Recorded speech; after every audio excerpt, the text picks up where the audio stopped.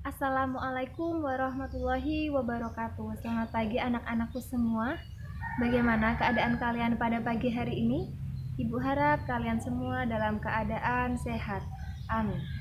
Dalam masa pandemi COVID-19 ini, kalian semua diwajibkan untuk mematuhi protokol kesehatan dari pemerintah, yaitu selalu menggunakan masker apabila bepergian keluar rumah, selalu mencuci tangan dengan sabun atau menggunakan hand sanitizer. Jangan lupa kalian semua selalu jaga kesehatan. Nah, pada pagi hari ini, Bu Ulfa akan menyampaikan materi yang pertama, yaitu sistem reproduksi pada manusia. Nah, jangan lupa untuk selalu mencatat apa saja yang Ibu Ulfa sampaikan.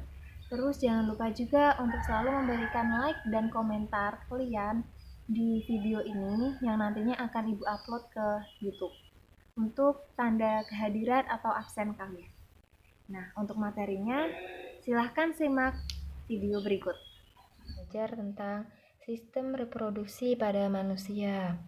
Nah, sebelumnya kalian harus mengetahui terlebih dahulu apa itu reproduksi. Nah, reproduksi adalah suatu proses dari makhluk hidup untuk menghasilkan individu baru dari jenisnya sendiri. Nah, yang kedua, kalian juga harus mengetahui sel. Sebelum ke sel pada manusia, kalian harus mengetahui terlebih dahulu apa itu sel. Nah, di sini Bu Ulfa akan menjelaskan tentang sel. Sel merupakan unit terkecil dari makhluk hidup. Sel terdiri dari membran sel, sitoplasma, dan inti sel. Nah, di dalam sel itu sendiri terdapat kromosom yang membawa unit pewarisan sifat, yaitu gen. Nah, selanjutnya sel pada manusia ada dua. Yang pertama sel tubuh, contohnya yaitu sel darah, sel tulang, dan lain-lain. Yang kedua sel kelamin, terdiri dari sel kelamin pria yaitu sperma, sel kelamin wanita yaitu sel telur. Selanjutnya kita masuk ke pembelahan sel. Kalian bisa simak video ini dengan membuka buku paket mulai dari halaman 2 sampai halaman 41. Nah, untuk pembelahan sel ini sendiri, kalian bisa simak video ini dengan membuka buku paket kelas 9 pada halaman 3. Nah, pembelahan sel itu ada dua, yaitu pembelahan mitosis dan pembelahan meiosis. Ciri-ciri pembelahan mitosis yang pertama, terjadi pada sel tubuh atau somatik. Yang kedua, menghasilkan dua sel anak. Yang ketiga, jumlah kromosom anak sama dengan induk atau disebut dengan diploid. Ciri-ciri meiosis yang pertama terjadi pada sel kelamin atau embriogenik.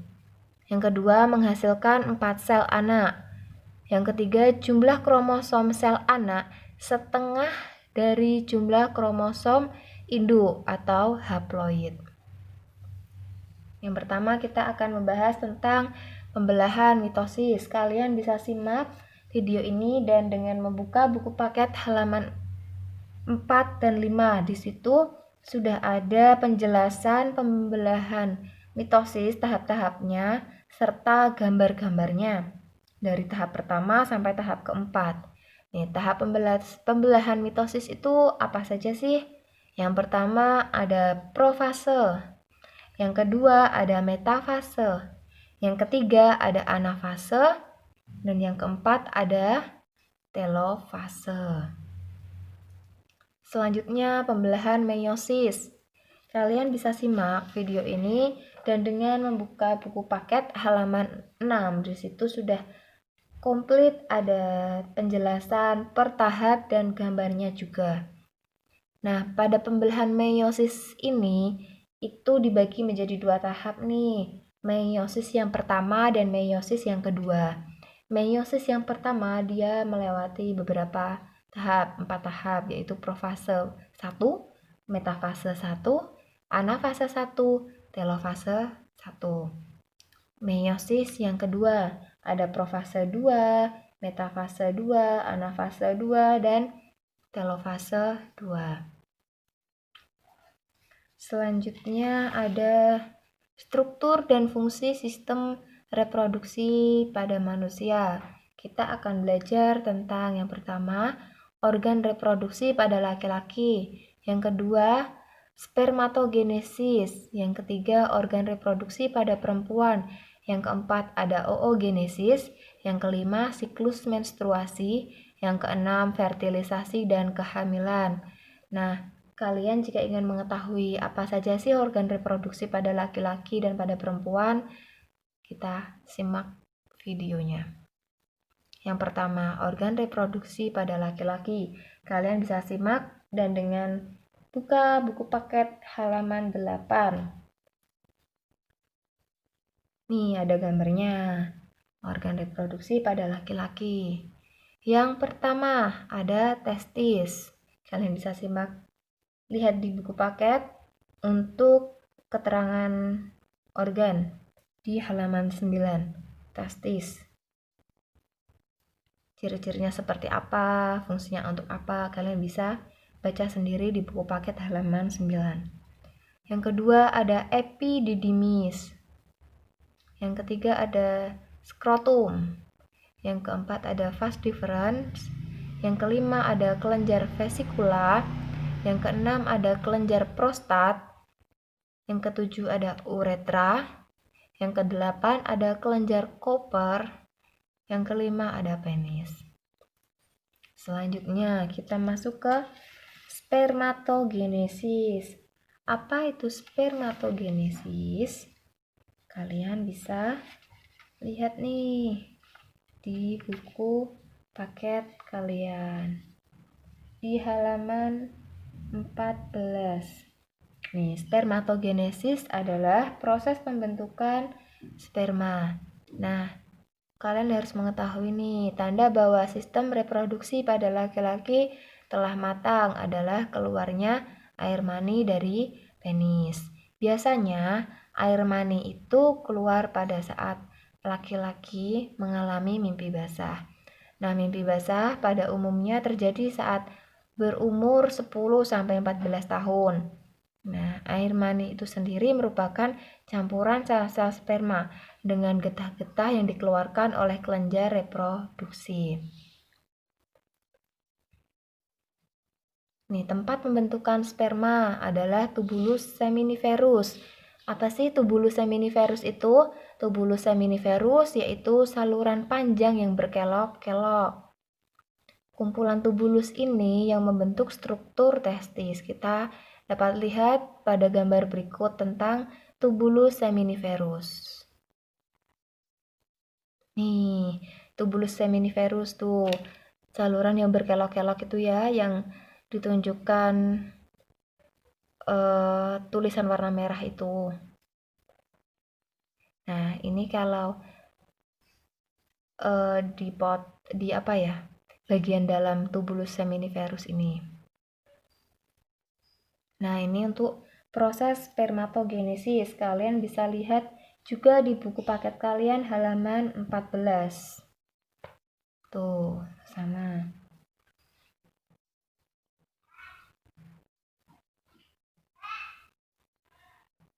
Selanjutnya, organ reproduksi pada perempuan. Kalian bisa lihat di buku paket halaman 16. Nih, organ reproduksi pada perempuan yang pertama ada ovarium, yang kedua ada infundibulum, yang ketiga ada tuba falopi atau oviduk, yang keempat ada uterus, yang kelima endometrium, yang keenam ada serviks, yang ketujuh ada vagina. Nah, selanjutnya kita masuk ke oogenesis. Apa itu oogenesis? Oogenesis merupakan proses pembentukan sel kelamin perempuan, yaitu sel telur atau ovum dan terjadi di dalam organ yang disebut ovarium. Nah, tuh sudah ada keterangannya. Oogenesis ini dimulai sebelum anak perempuan lahir. Sel telur yang matang diovulasikan atau dikeluarkan dari ovarium dimulai ketika berusia sekitar 10-15 tahun ditandai dengan menstruasi. Nih gambarnya. Struktur ovarium. Kalian juga bisa lihat gambarnya. Kalau di video kurang jelas, kalian bisa lihat sendiri di buku paket halaman 20. Itu ada ovarium, ada corpus luteum, corpus albicans, folikel primer, folikel sekunder, folikel tersier, terus ada folikel de Graaff.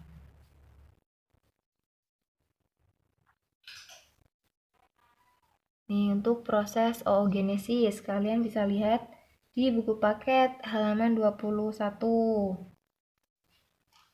Yang pertama, oogonium. Melalui tahap mitosis, dia menghasilkan oosit primer.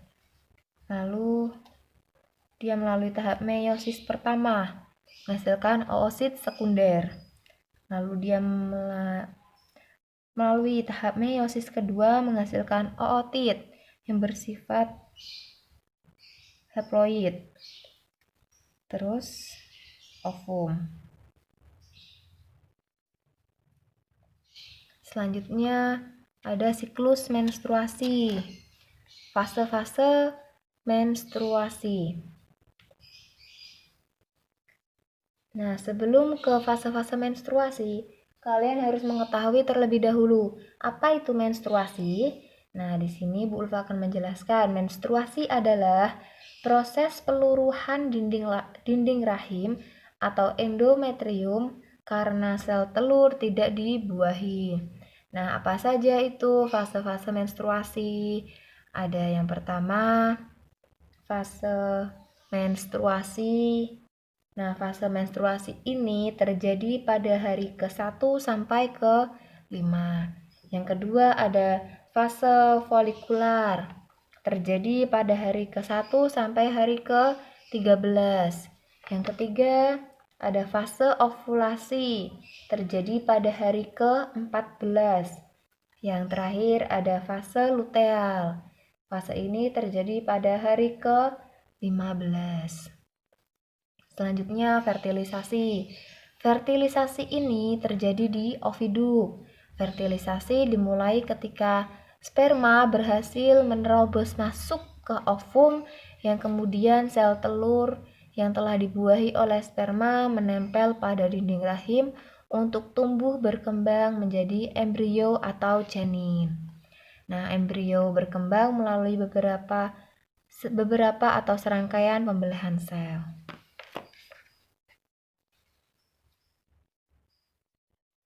Selanjutnya ada penyakit pada sistem reproduksi. Kalian bisa lihat penyebabnya dan apa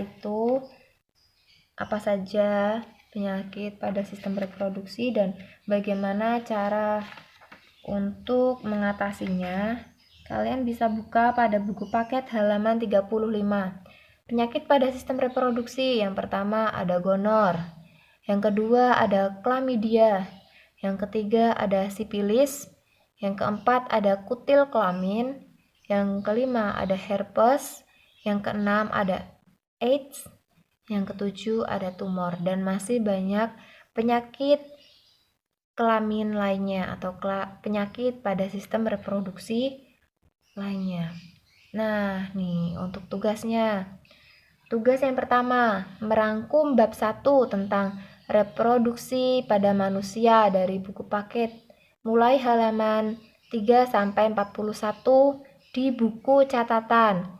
Nah, jika pada halaman 5, 6, 8, 14, 16, dan 21 di buku paket tersebut terdapat materi dan gambar, maka gambar yang ada itu Yang gambar yang ada pada halaman-halaman yang sudah disebutkan tadi wajib untuk digambar di buku catatannya. Yang kedua, tugasnya kerjakan soal uji kompetensi. Halaman 40 nomor 1 sampai 10.